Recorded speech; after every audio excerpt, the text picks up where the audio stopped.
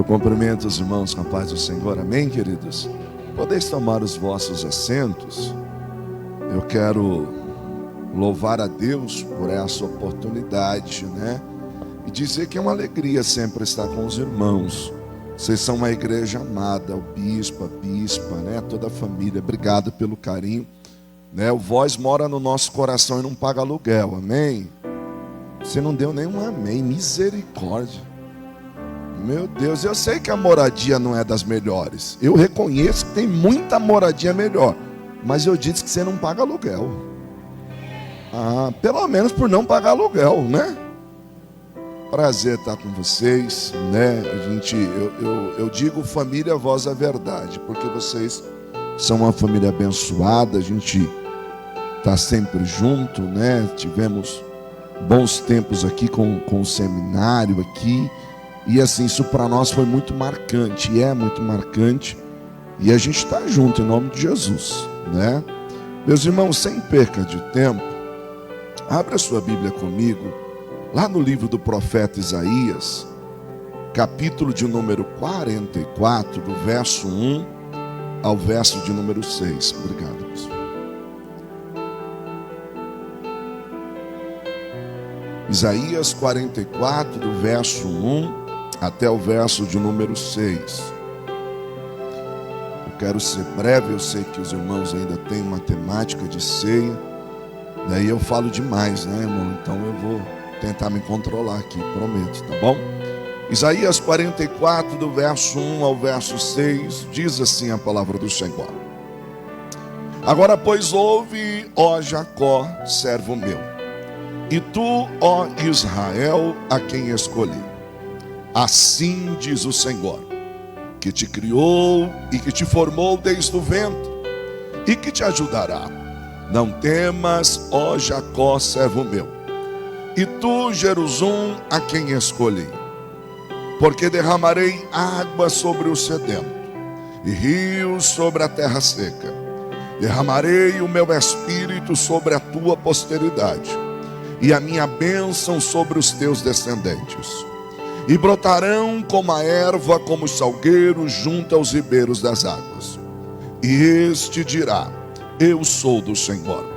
E aquele se chamará pelo nome de Jacó. E aquele outro escreverá com a sua mão ao Senhor. E por sobrenome tomará o nome de Israel. Assim diz o Senhor, Rei de Israel e seu Redentor, o Senhor dos exércitos. Eu sou o primeiro e eu sou o último, e fora de mim não há Deus. Amém, meus irmãos? Curve sua cabeça, oremos mais uma vez. Soberano Deus, eterno e poderoso, te louvamos, ó Deus, por essa oportunidade. O Senhor já tem falado conosco, mas mais uma vez eu lhe peço, ó Deus, fala conosco por meio da tua palavra. Deus, e que teu nome possa ser glorificado para todos sempre. Amém e amém. Meus irmãos, eu quero pensar convosco, dentro do tempo que tem, regido por um tema: avivamento, uma questão de sobrevivência. Avivamento, uma questão de sobrevivência. Vou contar até 3, vou pedir para você repetir o tema da mensagem, tá bom? Pastor, é invenção? Não. Pastor, é profético? Ainda não. O que é? Pedagógico, só isso. Como assim? Eu quero que você lembre o que foi pregado. Não precisa lembrar quem pregou.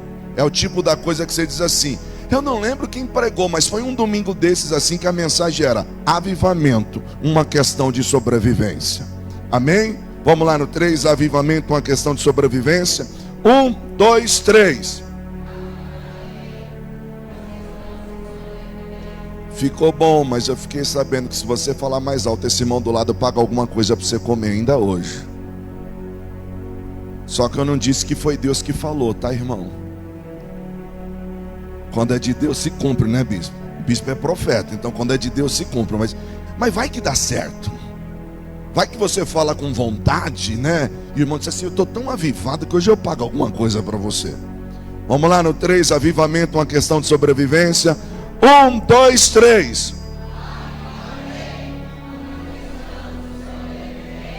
Por que fala em comer crente dá lugar, irmão?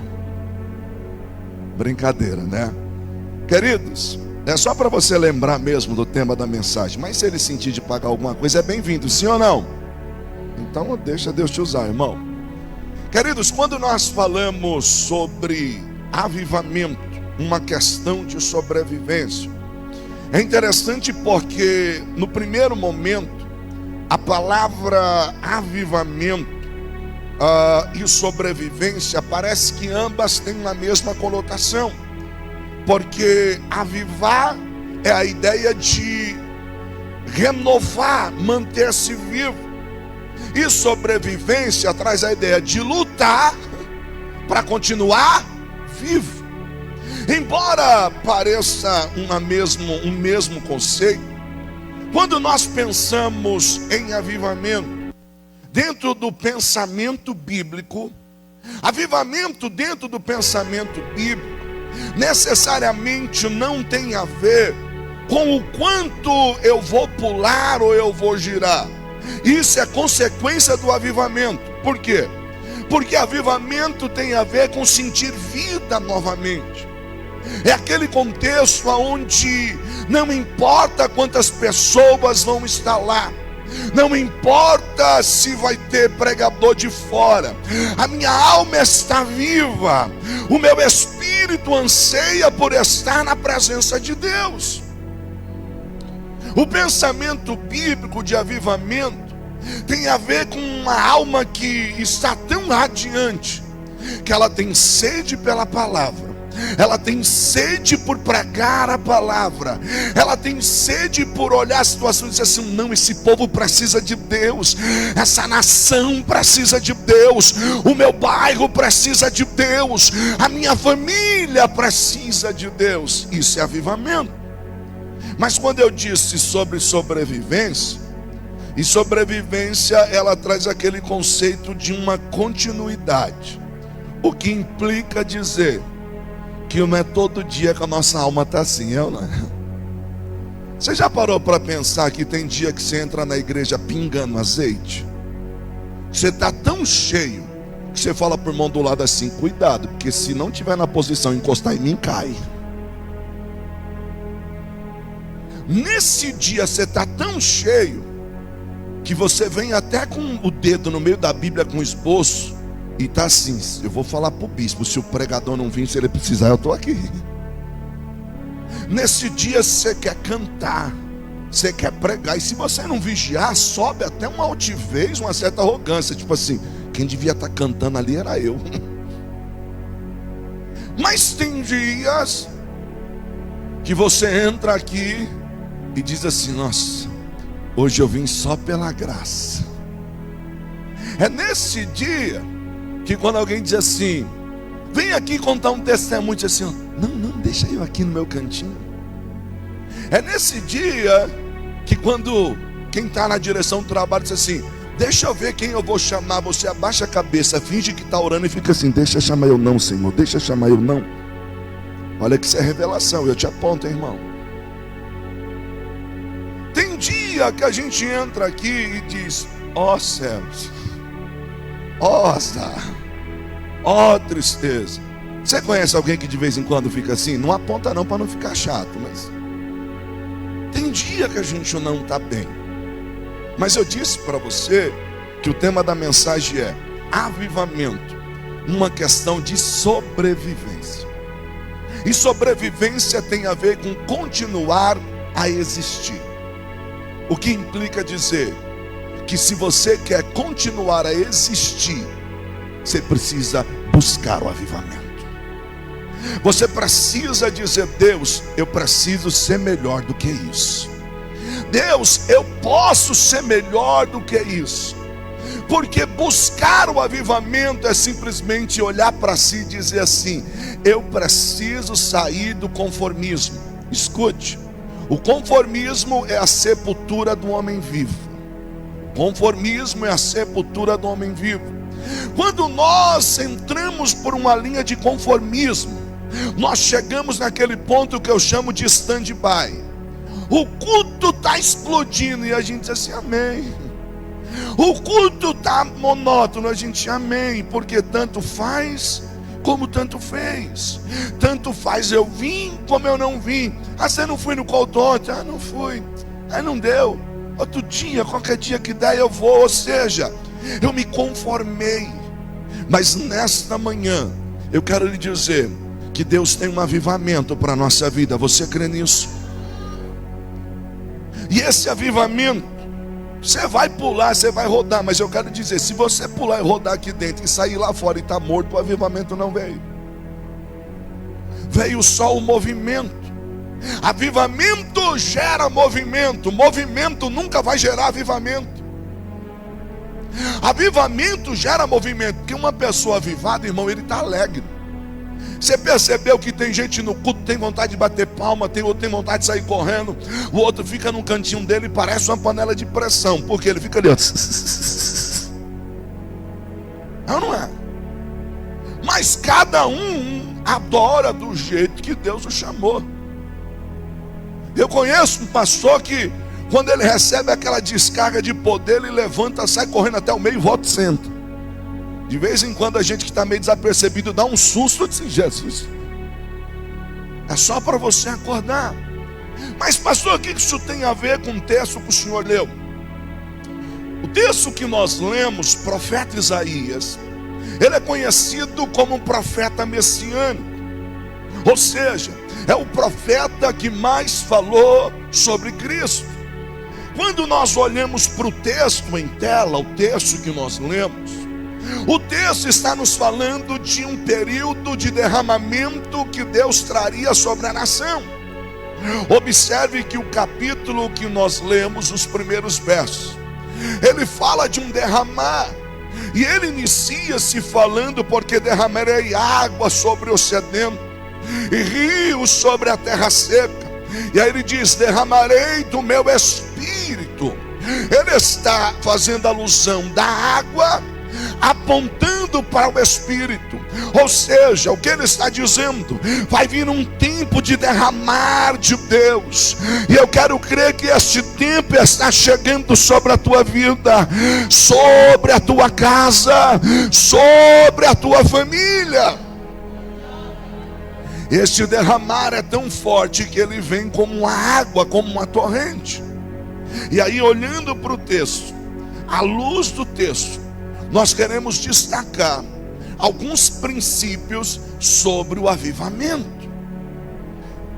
À luz daquilo que nós lemos, de maneira bem rápida, eu quero pensar com você sobre alguns princípios do avivamento. Primeiro princípio, no verso 1, 44, verso 1, diz assim: agora, pois, ouve, ó Jacó, servo meu, e tu, ó Israel, a quem escolhi. Qual é o primeiro princípio sobre o avivamento? Avivamento começa pelo ouvir. Agora, pois, ouve, ó Jacó. Você percebeu que a maioria de nós gosta muito de falar, mas tem dificuldade para ouvir? Como assim, pastor? Às vezes, dentro de um diálogo, necessariamente você não está ouvindo, você está pensando o que é que você vai falar.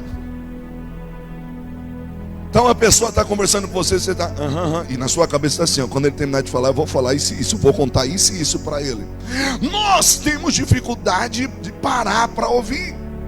E quando nós falamos de parar para ouvir, nós estamos falando de parar para dar atenção, logo é escutar. E quando se fala de parar para dar atenção, você vai trabalhar com duas faculdades suas. Por quê? Porque você não vai usar tão somente a audição, mas você vai usar o intelecto. Parar para dar atenção àquilo que está sendo dito. Eu disse que avivamento começa pelo... E a Bíblia diz: a fé vem pelo ouvir, e o ouvir da palavra de Deus. Se eu entrar aqui e não parar para dar atenção àquilo que Deus está falando, seja na palavra de abertura, seja por meio dos louvores, a minha alma nunca vai se avivar. Mas nesta noite Deus não está falando porque eu comecei a pregar, Deus está falando desde a abertura deste culto, e Ele está dizendo: ei, eu tenho um tempo novo sobre a tua casa, eu tenho um tempo novo sobre a tua família. Aí a gente aprende uma coisa, que Deus fala, Deus nunca parou de falar, a gente que parou de ouvir. Porque a gente acha que Deus só fala quando vem um profeta marchando na nossa direção e põe a mão na nossa cabeça e diz: servo, eis que te digo. Aí você entra num culto como esse e você tem coragem de sair e dizer assim: nossa, Deus não falou comigo. Deus não falou, ou eu não parei para ouvir. Eu vou lhe provar que Deus fala, porque olha aqui que o verso 2 diz. No verso 1 ele diz assim: agora pois ouve, ó Jacó. No verso 1 ele está mandando ouvir, e no verso 2 ele vai falar. Verso 2 diz assim: assim diz o Senhor. No 1 ele mandou você ouvir. No 2 ele está dizendo: escuta o que eu tenho para te falar. Assim diz o Senhor, que te criou, que te formou desde o ventre e que te ajudará. Não temas, ó Jacó, servo meu, e tu, Jerusalém, a quem escolhi. Só no verso 2 ele está dizendo para nós o seguinte: te criei, te formei, te ajudo porque eu te escolhi. Se a gente não avivar ouvindo isso, desculpa, eu não sei o que te aviva. Por quê? Você chegou todo preocupado, você chegou todo angustiado, você chegou preocupado até o que você vai fazer para comer depois do culto. Calma, irmão, descansa. Por quê? Porque Deus está dizendo: ei, escuta isso, eu te criei, e como eu te criei, eu estou te dando forma. Não se preocupa, porque eu te dando forma, eu te ajudo. E sabe por que eu vou te ajudar? Porque eu te escolhi. Você é escolhido de Deus. Agora me ajuda a pregar. Olha para alguém do lado e diz assim: não mexe comigo não, porque eu sou escolhido.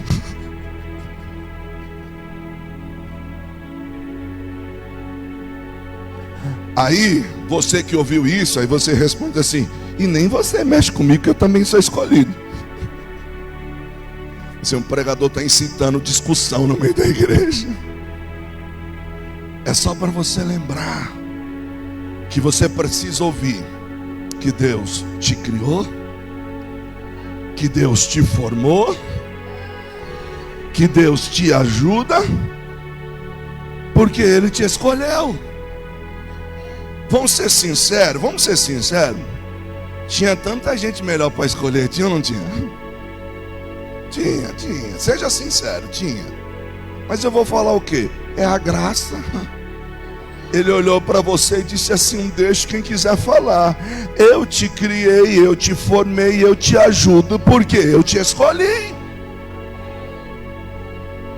Mas eu queria pensar com você um segundo princípio sobre o avivamento. Qual é este princípio? Avivamento é uma promessa. Verso 3 ele vai dizer: porque derramarei água sobre o sedento e rios sobre a terra seca. Derramarei o meu espírito sobre a tua posteridade, ou seja, sobre a tua descendência. A minha bênção vai estar sobre você. O que implica dizer que avivamento é uma promessa. Quando você olha o verbo derramar, porque derramarei, o verbo está no modo indicativo, que expressa certeza. Porque derramarei, ou seja, Quem é que está fazendo essa afirmativa? É Deus. Quem é que está falando que vai derramar? É Deus. Quem é que está passando uma certeza? É Deus. Se é Deus que está falando, é uma promessa. E eu acho lindo, porque essa promessa foi feita independente de como está a terra, porque o texto diz que a terra está seca. A promessa foi feita independente se você é bom ou não é. Sabe por quê? Porque aquele mesmo que te criou, que te formou, que diz que te ajuda, diz para você: eu tenho promessa sobre você, eu tenho promessa sobre a tua casa. E essa promessa é uma promessa de um derramar. E é tão lindo, porque essa promessa, ela não vem só sobre mim, ela vem sobre a minha descendência. Verso de número 3, ele vai dizer: derramarei o meu espírito sobre a tua posteridade, e a minha bênção sobre os teus descendentes. Ah, irmãos, se você entendesse isso, se você entendesse isso, pastor, o que o senhor quer dizer? É que avivamento não é sobre você apenas, é sobre os teus filhos. Pastor, o que o senhor quer dizer? Eu vim aqui cavar poço com a minha esposa para os meus filhos, mas quando essa água começar a cair, ela vai encher de tal forma o poço, que os meus filhos vão se banhar dentro dessas águas. Deixa eu ser profeta da palavra sobre a tua vida. Ei, a tua casa vai ser uma bênção, porque os teus filhos serão cheios da presença. Ei, os teus netos serão cheios da presença. Hoje você está cavando poço, mas vai vir um tempo que você vai ver e vai olhar e dizer: meu Deus, como Deus está usando os meus filhos, como Deus está usando as minhas filhas. Recebe essa promessa em nome de Jesus. Há um derramar sobre a tua casa. Ô irmão, ora por isso. Ora por isso. Quantas das vezes, irmão, a gente não orou, eu não vi a minha esposa clamando, e não é porque os meus filhos estão aí, mas eu vejo os meus filhos orando, buscando. Tem hora que eu falo assim: meu Deus, está lendo mais a Bíblia que eu, está orando mais que eu. Isso é uma alegria, irmãos. Isso é um prazer. Sabe, ontem eu tive o prazer, eu e a minha esposa, de ver a Hannah, minha pequena, pregando num culto de crianças. Fez a exposição do Salmo 23 todinho. Que esse salmo quer dizer isso e aquilo, assim. Somos nós, irmãos, que Deus cuida de nós, assim como o pastor aqui e tal e tal. Eu falei: meu Deus, irmãos, sabe o que é isso? É a promessa de Deus se cumprindo. É a promessa de Deus se cumprindo. Não tem dinheiro que pague, é uma promessa. E eu falo isso não com soberba, mas irmão, não tem preço. Você está sentado ali, vê os seus filhos no altar, não é, bispo? Não tem preço. Ah, é mérito só do Senhor? Não, é promessa sobre a tua família também, é promessa sobre a tua casa. E eu quero declarar isso sobre a tua vida em nome de Jesus. Só que embora seja uma promessa, escute isso, embora seja uma promessa, há um terceiro princípio no texto que nós não podemos negar. E qual é este princípio? Ele diz no verso 3 ainda: porque derramarei água sobre o sedento. É uma promessa, mas você precisa ter sede. Ah, pastor, o senhor nunca ouviu aquele hino? Não morrerei enquanto a promessa não se cumpre. Quem tem promessa de Deus não morre, não. É. Só que 90% das promessas bíblicas são condicionais. Deuteronômio 28 diz assim: se atentamente ouvires o Senhor teu Deus, e guardares os teus mandamentos, e ouvires e não negar, todas essas bênçãos virão e te alcançarão. Aí, se não me falha a memória, lá no 15 ou no 16 diz assim: agora se não atentares, aí todas as maldições virão sobre ti. O que implica dizer? Bênção é consequência da escolha de estar em Deus. Maldição é resultado de não ter escolhido Deus. Então observe uma coisa: pastor, estou passando por um processo. Então você tem que fazer a seguinte pergunta para si mesmo: espera aí, é provação ou é colheita? Por que não tem mais glória nessas partes? Brincadeira, né, irmão? Antigamente, quando a gente está no comecinho do ministério de pregação, a igreja fica em silêncio, a gente fica desesperado. Meu Deus, será que eu falei alguma coisa que não devia ter falado? Aí eu descobri com o passar do tempo, não é. É que a palavra veio e veio um pouco mais grossa, que engasgou. Aí a gente depois diz assim: aleluia. Não é nem aleluia, é aleluia. Irmãos, olha que interessante. O texto nos fala que Deus quer que nós ouvimos Ele. O texto nos faz uma promessa. Só que a partir desta promessa, Ele nos dá uma condição. Porque derramarei, e o verbo derramar está no verbo indicativo, expressa uma certeza. Só que Ele diz assim: eu vou derramar sobre todo mundo? Não, sobre o sedento. E o que é uma pessoa sedenta? É uma pessoa que tem muita sede. Por quê? Irmão, você já percebeu que sem comer a gente consegue ficar um pouco mais? Mas sem água, numa hora que dá um desespero, eu estou com muita sede, não, eu preciso e tal. Essa é a questão. Nós estamos perdendo a sede de Deus. O bispo falou algo interessante aqui, e ele não me pediu para falar isso, é a palavra. Irmãos, nós tínhamos uma época da nossa vida, e eu estou falando sobre avivamento, que termina um culto, você diz assim: não vejo a hora de chegar quarta-feira. Mas hoje não. Se você não tomar cuidado, terminou o culto, passou a segunda, você nem lembrou, passou a terça, você nem lembrou, na quarta você diz assim: ai, não sei se eu vou hoje não. Aí se você parar para pensar, você não vem na quarta, aí tem o próximo culto na sexta. Assim, meu Deus, quanto tempo você ficou longe? Ah, pastor, mas isso não quer dizer que em casa eu não busque. Eu não estou te julgando. Mas irmão, sabe aquela sede de koinonia, de comunhão, de estar no culto? Independente se vai ter pregador de fora, independente, não, eu quero entrar aqui. Sabe aquela sede que você tinha, que você nem sabia o hino inteiro, mas a parte que você não sabia, você cantava nananã, nananã, e tá tudo bem. Hoje não, hoje a gente fica assim, deixa eu ver, tá fora do tom, não. Mas independente, sua alma anseia por Deus. E Ele está dizendo: se você tem sede, a promessa é sobre você. Se você ainda tem sede desta presença, eu vou derramar sobre a tua vida. Mas você reparou o seguinte, que a gente tem sede, mas não se acha digno. A gente tem sede, mas não se acha digno.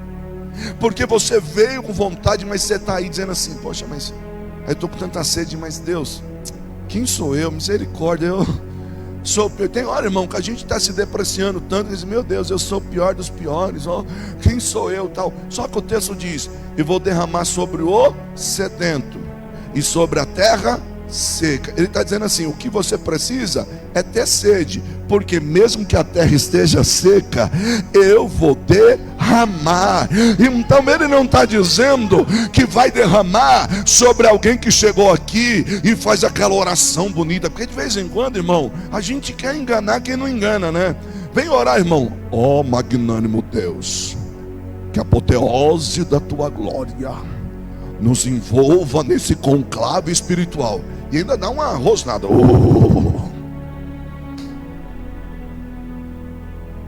Aí Deus olha para mim, para vocês assim: te conheço. Eu te conheço, eu sei quem é você. Tá orando bonitinho aí para impressionar, mas tá uma terra seca aqui só. Só que ainda que eu seja uma terra seca, eu tenho uma promessa. E essa promessa não está condicionada se eu tenho fruto ou não tenho fruto. Ele está dizendo assim: se você tiver pelo menos sede, eu vou derramar. Eu só preciso que você tenha sede. Por quê, irmão? Porque não é por força e nem por violência. Zacarias, como o bispo citou, é pelo meu espírito, diz o Senhor. Aí quando você olha lá em Tiago, diz assim, ó: sujeitai-vos, pois, a Deus, resisti, como o bispo disse, resistência. Sujeitai-vos, pois, a Deus, resisti, o diabo ele fugirá de vós. Qual é a primeira coisa que eu preciso fazer? Sujeitar a Deus. E sujeitar a Deus é dizer assim: Deus, eu não tenho, mas tu tem. Eu não posso, mas tu pode. Eu não sou, mas tu és. Mas eu tenho uma promessa. Derrama, derrama, derrama, derrama. Você tem uma promessa de Deus, Deus vai derramar sobre a tua vida. Você só precisa ter sede. Mas pastor, como é que é esse negócio? Irmão, a gente não explica. O coração começa a encher. De repente você começa a sentir até um arrepio meio diferente, uma alegria. Aí você olha do lado e diz assim: mas se eu der um glória alta aqui, irmão, não se preocupa com o irmão, ele está no mesmo barco que você. Aí você fica assim: mas estou com vontade de chorar. Se eu chorar vai borrar a maquiagem. Não tem problema. Por quê? Porque Deus está quebrando o teu coração. Você passa o culto inteiro assim, ó. Saia daqui com os olhos pretos, mas saia daqui cheio da presença.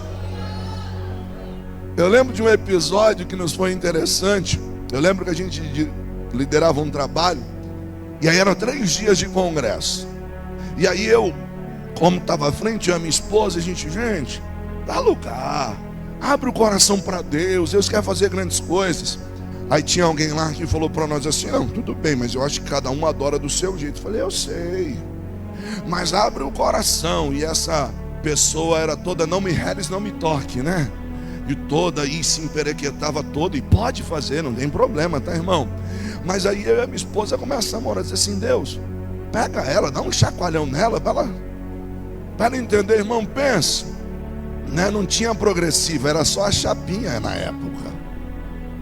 Então nem mexia a cabeça, que era para não bagunçar muito o cabelo. Domingo de manhã, último dia do congresso, tipo nós estamos aqui. Domingo de manhã, Deus começou a nos visitar de uma maneira tão forte, tão impactante. Irmãos, o culto era para terminar meio-dia, era 2 horas da tarde. O povo no poder de Deus, um chorando, um abraçando o outro, se alegrando. Aí eu, curioso, eu digo: cadê ela? Cadê ela?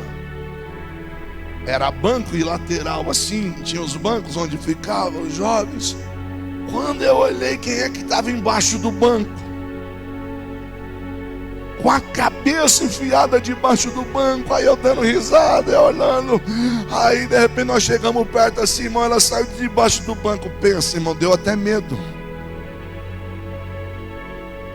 Cabelo desse tamanho, olho preto, de tanto chorar. Mas olhou para nós e disse assim: vocês tinham razão, vale a pena sentir isso.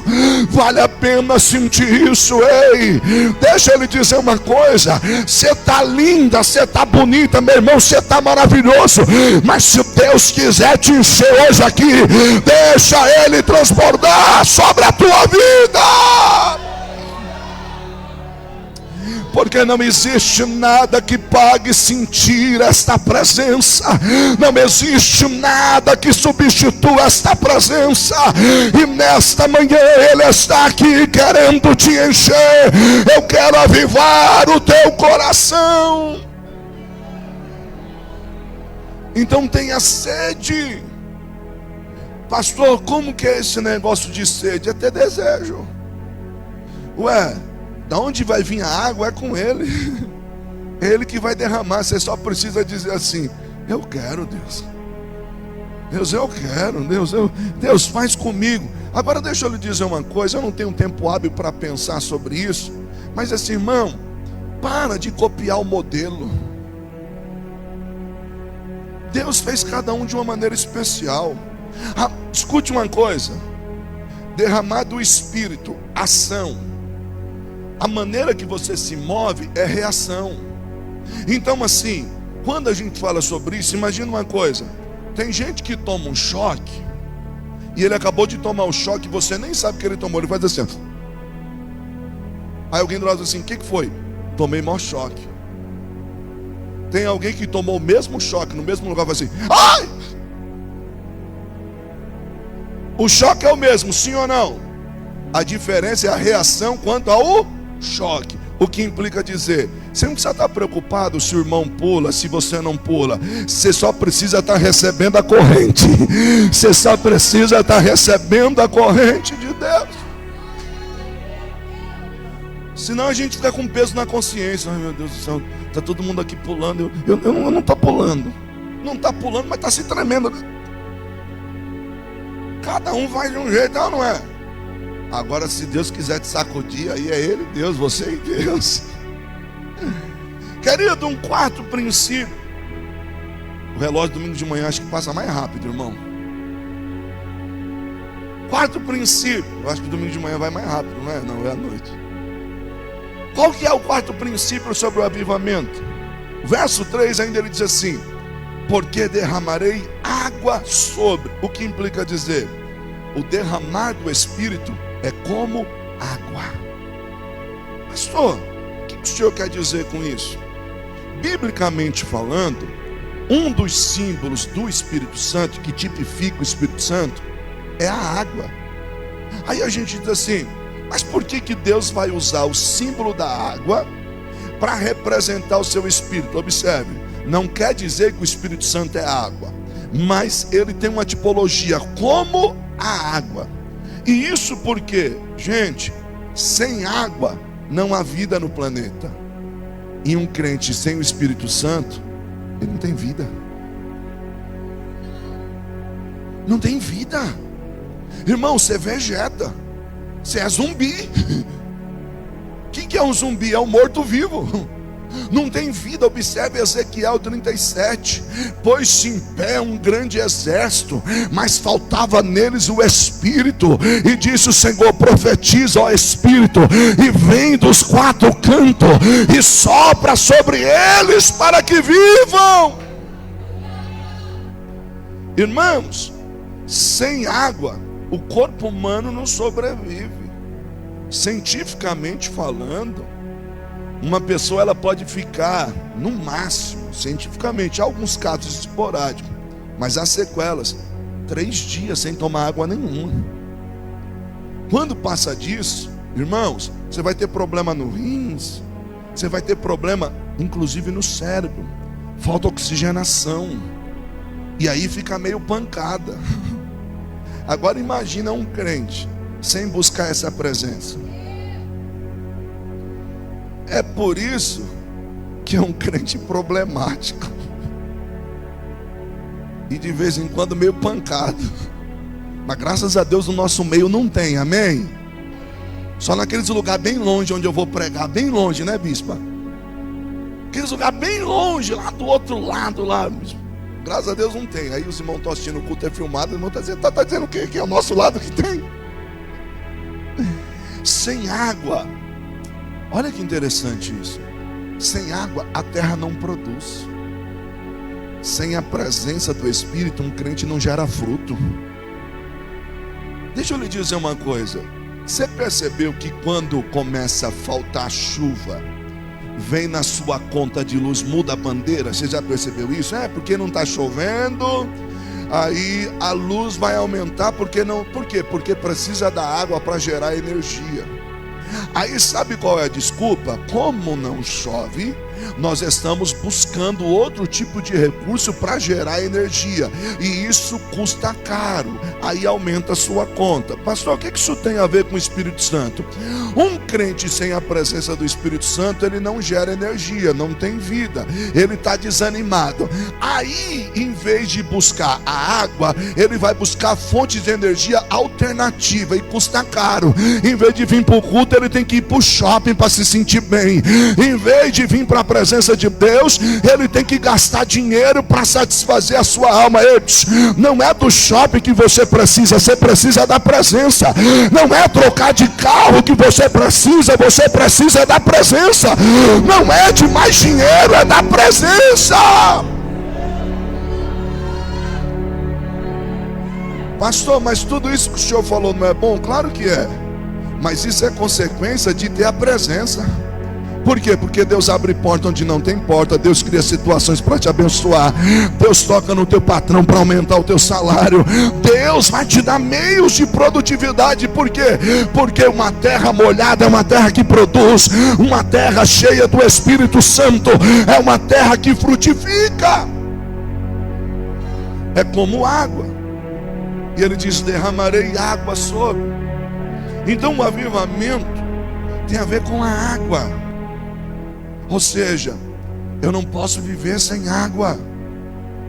Eu não posso viver sem a presença. Irmãos, não se acostume. Não se acostume. Deixa eu lhe dizer uma coisa muito séria. Nunca é mais um culto. Nunca vai ser mais um culto. Nunca vai ser mais um culto. Quando nós nos acostumamos a viver sem essa presença, nós vamos para mais um culto. Mas você sabia que é num culto que Deus libera decretos? É num culto onde há uma manifestação do sobrenatural. O céu se move ao teu favor. Então nunca é mais um culto. O que? Se você chegou aqui com uma terra seca, ele está derramando água. E se está derramando água, vai frutificar. Agora existe um quinto princípio sobre o avivamento. Qual é o quinto princípio, pastor? Avivamento traz crescimento. Verso 44: e brotarão como a erva, como salgueiros junto aos ribeiros das águas. Gente, não é de botânica que ele está falando. Olha a linguagem comparativa, não é de plantas que ele está falando. E brotarão como. Esse como aqui, ele está apontando assim, ó, se você estiver cheio do Espírito, você vai ser como. Ele está te mostrando como é que você vai ser. E aí ele está dizendo assim: brotarão como a erva. Ele está dizendo crescimento. Como ribeiros, como salgueiros junto aos ribeiros das águas. O que é isso? É que um salgueiro junto aos ribeiros das águas, ele não depende do fator da estação. Como assim? Tem época que é de seca. Mas por que esse salgueiro continua crescendo? Porque ele está plantado junto ao ribeiro. O que implica dizer, todo o resto da floresta está sofrendo com a seca, mas ele diz assim: onde eu estou plantado tem água. Ou seja, todo mundo está vivendo um tempo de crise e de desespero, mas onde ele está plantado, Deus está dizendo: você vai crescer. Você vai crescer. E quer que eu lhe diga uma coisa? Você não depende do sistema para crescer. Você não depende de quem é que vai estar na prefeitura ou no governo para crescer. Se a presença dele for sobre a tua vida, Deus vai te fazer crescer. Só que quando nós falamos de crescimento, e o avivamento traz crescimento, nós estamos falando que um avivamento genuíno, ele nos fala de um crescimento, de um resultado qualitativo e quantitativo. Por quê? Qualitativo, qualidade, maturidade. Gente, um crente avivado é um crente mais maduro. Não é possível você pular tanto na presença de Deus e continuar brigando pelas mesmas coisinhas. Não é possível me movimentar tanto nos dons do Espírito e continuar chateado pelas mesmas coisas. Então, de verdade, eu fico preocupado quando a gente tem tanto mover, mas qualquer coisa me deixa lá embaixo que eu não quero vir mais. Mas peraí, e aquela explosão de poder toda? Num dia você está pulando, sapateando, e no outro dia você diz assim: não vou mais não, estou tão triste. Mas peraí, avivamento te traz qualidade. É o tipo da coisa que você faz igual Neemias. Neemias está edificando um muro, está fazendo uma obra. Aí alguém diz para ele assim: Neemias, vem aqui que a gente precisa esclarecer algumas coisas. Neemias, eu ouvi falar umas fofocas. Neemias olha para baixo e diz assim: gente, eu estou fazendo uma grande obra e não posso parar. E outra, se eu descer daqui, quem é que vai continuar? Foi para mim que Deus deu para fazer. Sabe o que ele está dizendo? Eu estou em outro nível, eu não vou descer mais para esse nível.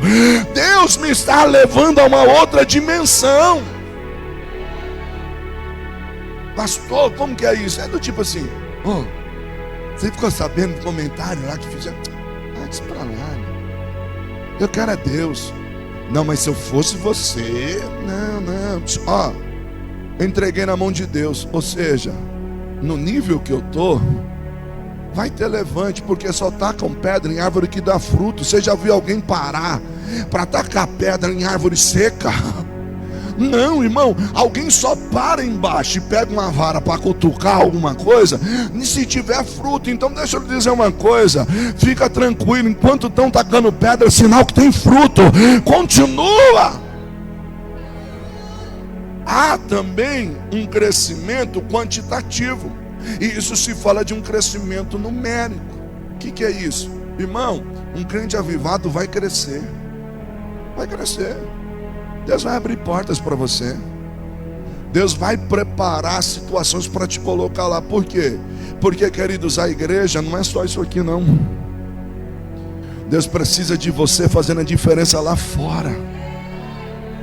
Alguns, e aí quando você estuda o cativeiro babilônico, Deus vai precisar de Daniéis lá no meio da corte, sendo fiel a ele, resistindo. Mas Deus também vai precisar de Ezequiéis lá no meio do povo, sendo profeta, sendo boca de Deus. Deus vai precisar de Neemias para a reconstrução. Deus vai precisar de Esdras, que conhece a lei do Senhor, que ensina um povo. Ou seja, vai ter crescimento. Deus vai te colocar em lugares que você não imagina. Deus vai abrir portas para você. Por quê? Porque Ele precisa de você lá. Então teu crescimento está chegando, porque quem tem a presença vai crescer. Sexto princípio sobre o avivamento: avivamento traz convicção e devoção. Se o avivamento é genuíno, é verdadeiro, ele tem que trazer sobre nós convicção e devoção. Verso 5: este dirá: eu sou do Senhor. O que é isso? Convicção. E aquele se chamará pelo nome de Jacó, e aquele outro escreverá com a sua mão ao Senhor, e por sobrenome tomará o nome de Israel. O que é isso? Devoção. Irmão, volto a dizer, é sobre avivamento que ele está falando. Eu sou do Senhor. Você é crente? Ai, eu vou com a minha mãe. Oh, você é crente? Eu vi lá no Instagram, lá você na igreja. Vi lá você cantando, você é crente? Aí eu vou com meus pais. Você é da igreja? Eu passei lá na porta, lá, e aqui é movimentado, hein, irmão, não tem como você fugir. Eu passei lá na Jacob, lá no ônibus, lá vi você lá na porta da igreja. Você é crente? Aí eu vou com a minha esposa. Avivamento genuíno diz assim: você é crente? Crente até o diabo é. Eu sou do Senhor. Eu sou do Senhor. Convicção, devoção. Esse escreverá com a própria mão. Esse verso aqui faz alusão dos escravos que eram marcados. Sabe como o gado que esquenta o ferro e marca o gado? Isso aqui fala da marca, escrever com a própria mão. Porque na antiguidade tinha marcas que você pertencia ao Senhor. Olha a figura que ele está usando para nos dizer sobre o avivamento. Ele está dizendo assim: eu tenho a marca. Ei, eu sou do Senhor, e não apenas eu falo, mas eu tenho a marca de quem anda com Ele. Ei, você tem a marca. Irmão, tu pode até estar atribulado, mas você tem a marca. Como assim, pastor? Olha o Pedro. Pensou que era, mas não era. Pensou que tinha, mas não tinha. Pensou que podia, mas não podia. Ó, prenderão o pastor e as ovelhas ficarão dispersas. Ó, o Pedrão dizendo assim: Só se for eles. Eu não. Jesus olhou para Pedro e disse assim: Pedro, tu é o pior. Satanás pediu para peneirar você como faz com trigo. Eu roguei pela tua alma para que tu não desfalecesse. Ó, Pedrão, precisava não. Eu estou pronto, Senhor, se necessário for, para ir contigo para a prisão ou até a morte. Pedro, quando tu te converteres, olha que lindo isso. Quando tu te converteres, fortalece os teus irmãos. Andando 3 anos com Jesus e ainda não era convertido. Na hora que o chicote estralou, prenderam Jesus, ele arrancou da espada. Depois começa a seguir Jesus de longe. Vai para uma rodinha. Aí alguém olha e diz para eles assim: tu é um deles, não é? Você se parece. Ah, não sou. Vai para o outro lado, alguém diz assim: não, você é um deles. Você se parece. Não, não sou. No último ele esbravejou. Mas tem um detalhe no Pedro. O Pedro já tem a marca. Deixa eu falar algo profético. Nem para desviar mais tu serve. Porque ainda que você chegue lá, alguém vai dizer: o que você está fazendo aqui? Você é crente, ó. Você não pode ficar na porta de adega não. Não, ó, tira essa latinha da mão dele aí. Tira da mão dela. Você é crente, você não pode beber mais não. Deixa eu lhe dizer uma coisa: Deus não abre mão de você. Deus não abre mão de você. Agora você tem a opção. Você tem a opção de viver como um crente meia boca, ou dizer assim: sabe uma coisa? Já que é para ser, vou mergulhar de cabeça. Então a partir de agora eu vou ter convicção e devoção. Agora eu vou viver mesmo. Satanás que saia da frente. Porque agora eu vou viver um avivamento genuíno. E Deus vai trazer milagres sobre a tua vida. E para mim encerrar, 7º e último princípio sobre o avivamento. Eu ia falar 120, mas a hora não permite, tá, irmão? Brincadeira, né? O bispo nunca mais me chama assim: meu Deus, chamei o pastor antes, entrou pro culto da tarde e voltou pro culto da noite. Se tem 120, ainda está no 7º. 7º e último princípio. E esse eu fecho com tudo aquilo que nós falamos. Avivamento de verdade só em Deus. Avivamento de verdade só em Deus. Verso 6: assim diz o Senhor, Rei de Israel, e seu Redentor, o Senhor dos Exércitos: eu sou o primeiro e eu sou o último, e fora de mim não há Deus. Quando ele diz eu sou o primeiro e eu sou o último, ele está dizendo para mim e para você: sua vida começa comigo e termina comigo. Gente, escute isso. É possível experimentar muitas sensações e até mesmo emoções. Sabia disso? É possível. Hoje, quando você estuda, por exemplo, a neurociência, quando você estuda muitas disciplinas que falam sobre as emoções, sobre a mente humana, gente, é possível nós sentirmos muitas sensações. Por exemplo, você vai num teatro e tem uma peça, você chora, você se alegra. Você assistindo um filme, você pode chorar, não é? De vez em quando a gente está assistindo alguma coisa em casa, aí você olha do lado, tem aquele mais emotivo que está chorando, e o outro do lado assim: não acredito que está chorando, nossa. Aí alguém diz assim: não estou chorando não. Eu sou do tipo sem graça que fica assim: nossa, você está chorando. Mas tudo bem, não vem o caso. A Cláudia aqui chora. Mas irmão, olha que interessante. Se você ouvir uma música, você pode chorar. Existem melodias que tocam na sua alma, principalmente quando você lembra, né? De repente, no dia que eu saí de casa, minha mãe me disse assim: meu Deus, me emocionei. Só que avivamento não é sobre emoção. Avivamento toca nas nossas emoções. Mas como diz a letra de um louvor: e quando a luz se apagar? E quando o culto parar? o que você é lá fora. E quando a luz se apagar, quando a música parar, o que nós somos lá fora? Porque o avivamento vai fazer de mim o melhor funcionário dentro daquela empresa. O avivamento vai fazer de mim o melhor aluno dentro daquela escola. Porque alguém vai olhar para mim e vai dizer assim: ele é diferente, eu não sei o que ele tem. Ela é diferente, você vai dizer: eu tenho uma marca, eu carrego a presença. Aonde eu chego tem presença de Deus.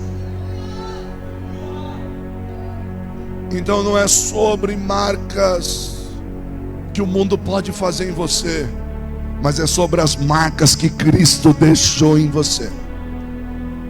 E para mim fechar, para não tomar tempo, porque eu sei que, e eu já até falei demais, queridos, é possível sim, nós sentimos muitas coisas, e não quer dizer que isso seja ruim, mas não se contente apenas em ter um arrepio,